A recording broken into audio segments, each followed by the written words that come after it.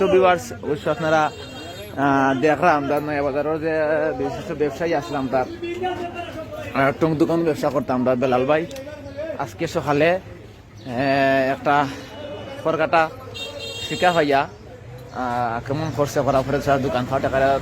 মানে ভাঙ্গি আকারে চিহ্ন বিচ্ছিন্ন করেছে অবশ্য আপনারা দেখতে পারা দোকানের এমন কিছু রয়েছে না যে বাংছে ওদিকে আইসে সুজা ওদিকে মাসা রোডের ওদিকে ঢুকছে গাড়িটিকে ওদেরকে আমরা খবর পাইছি এরপরে তারা স্থানীয়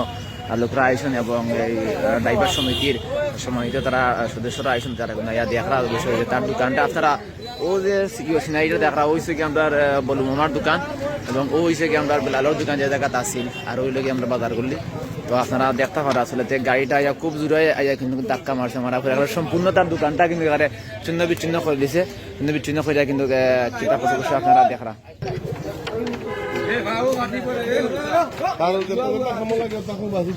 আপনারা মানে দেখতে পারা ও জায়গা তার তার তার দোকান খানটা আছিল ও জায়গা তার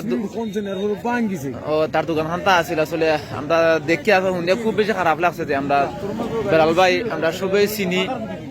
যারে আমরা সবসময় আগে আমরা বই আমরা বাজারের মাঝে আমরা একটা বয়ার জায়গা হইল আমরা ও জায়গাতে আমরা সবসময় আইয়া বই